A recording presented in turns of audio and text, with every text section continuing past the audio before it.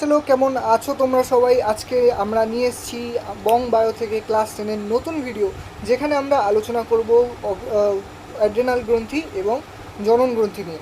আগের ভিডিওতে আমরা আলোচনা করেছিলাম থাইরয়েড গ্রন্থি এবং অগ্নাশয় গ্রন্থি নিয়ে, যেখানে আমরা সমস্ত রকম ডিটেল আলোচনা করেছিলাম এবং কি কাজ করে কি না করে সমস্ত কিছু নিয়ে আলোচনা করেছিলাম। আজকে সেমভাবে আমরা অ্যাড্রেনাল গ্রন্থি এবং জনন গ্রন্থি নিয়ে আলোচনা করব।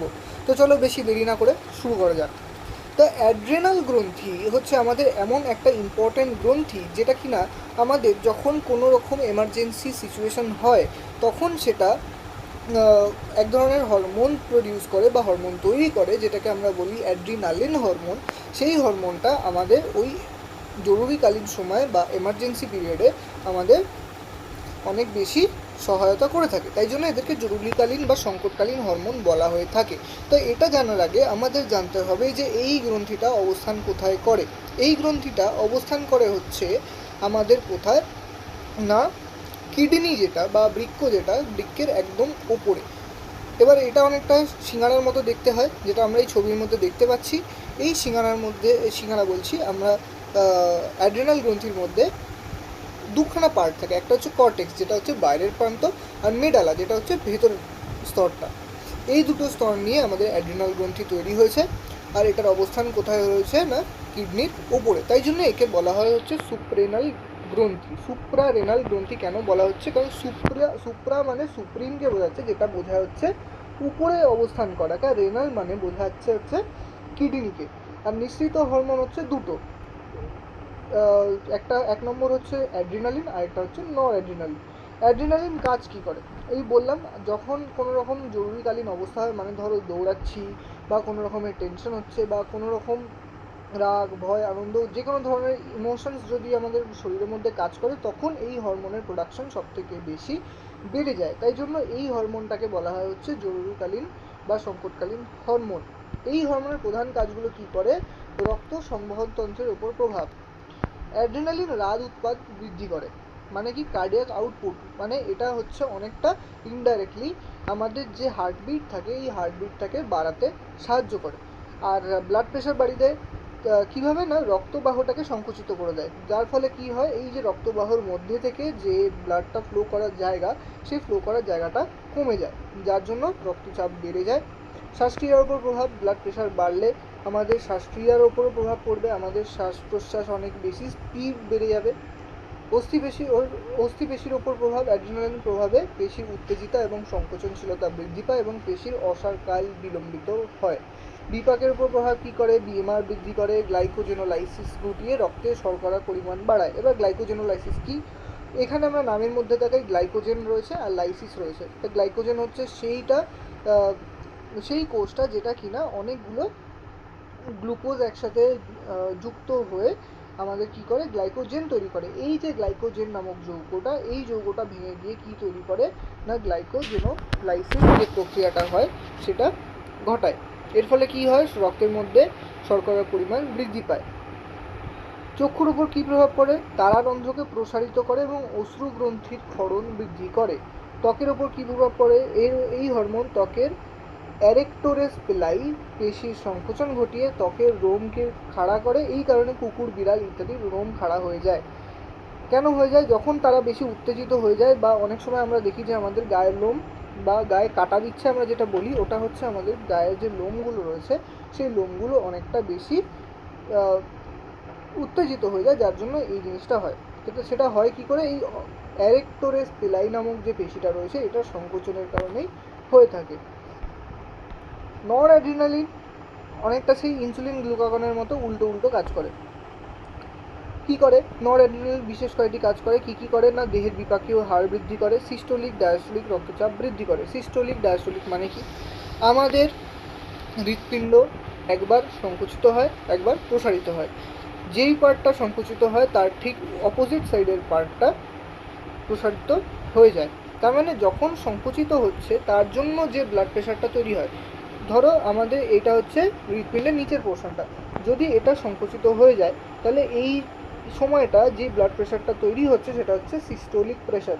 আর যখন আমাদের হৃৎপিণ্ড প্রসারিত হচ্ছে, প্রসারিত হওয়ার সময় যে হৃৎপিণ্ডের মধ্যে যে ব্লাড প্রেশারটা তৈরি হচ্ছে বা রক্তচাপটা তৈরি হচ্ছে, সেটাকে আমরা বলি হচ্ছে ডায়াস্টোলিক রক্তচাপ।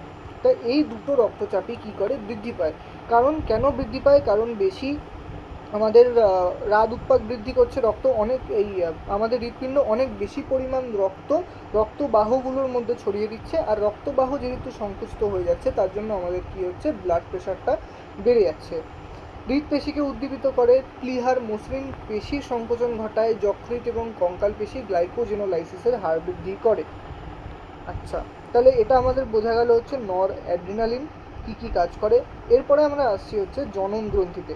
জনন গ্রন্থি আমরা সাধারণত জানি যে দুই ধরনের হয়, ছেলেদের ক্ষেত্রে হচ্ছে শুক্রাশয়, আর মেয়েদের ক্ষেত্রে কি হয় না ডিম্বাশয়।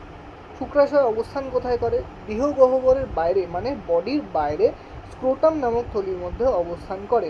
জন্মের পূর্বে শুক্রাশয় দুটি উদর গহ্বরে অবস্থান করে। তাহলে আমাদের বডিতে শুক্রাশয়ের সংখ্যা কটা, দুটো। এটা যখন জন্ম হয়, ওই জন্মের আগে পর্যন্ত ওটা কোথায় অবস্থান করে, উদর গহ্বরে অবস্থান করে। আর যখন জন্ম হয়ে যায় তখন সেটা স্ক্রোটাম নামক থলির মধ্যে নেমে আসে। এটা কোন হরমোন নিঃসরণ করে, এটা শুধুমাত্র একটাই হরমোন নিঃসরণ করে, সেটা হচ্ছে টেস্টোস্টেরন। এরপর আমরা দেখি এই টেস্টোস্টেরন কাজটা কী কী করে। পুরুষের যৌনাঙ্গের পরিবর্তন ঘটায়, আমাদের মেন যে ফাংশনাল সেক্সুয়াল অর্গ্যানসগুলো রয়েছে সেগুলোর বৃদ্ধি ঘটাতে সাহায্য করে। আবার আনুষঙ্গিক যৌনাঙ্গ যেমন হচ্ছে কাউপার গ্ল্যান্ড, প্রস্টেট গ্ল্যান্ড, এই সমস্ত যে গ্রন্থিগুলো রয়েছে সেই গ্রন্থিগুলোর বৃদ্ধি এবং ভালোভাবে কাজ করতে সেটাকে সাহায্য করে।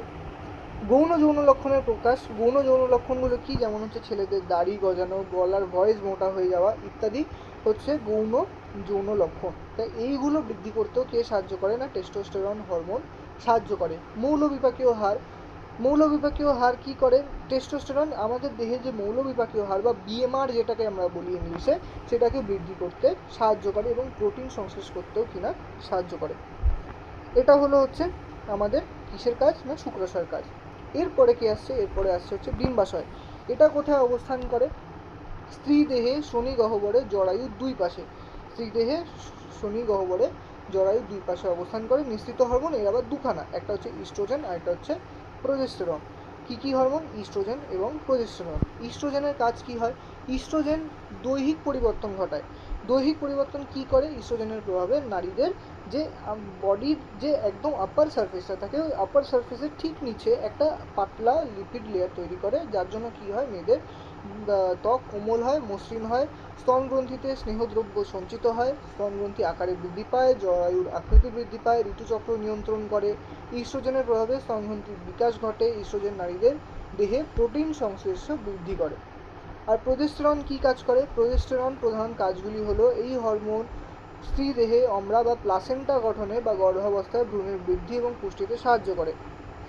আবার গর্ভাবস্থায় ঋতুচক্র বন্ধ রাখে, ডিম্বাশয় ডিম্ব উৎপাদন ঘটায়, গর্ভাবস্থায় স্তনগ্রন্থির প্রসারণ এবং প্রসবকালে জনন পথের পেশির প্রসারণে এই হরমোন বিশেষ ভূমিকা রাখে।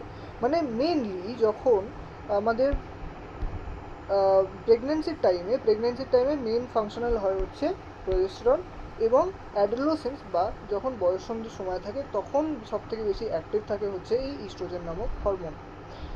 আমাদের মাথায় রাখতে হবে এই যে তিনটে হরমোন, টেস্টোস্টেরন, ইস্ট্রোজেন, প্রোজেস্টেরন, এই তিনটেই হচ্ছে স্টেরয়েড জাতীয় হরমোন বা লিপিড জাতীয় হরমোন যেটাকে আমরা বলে থাকি।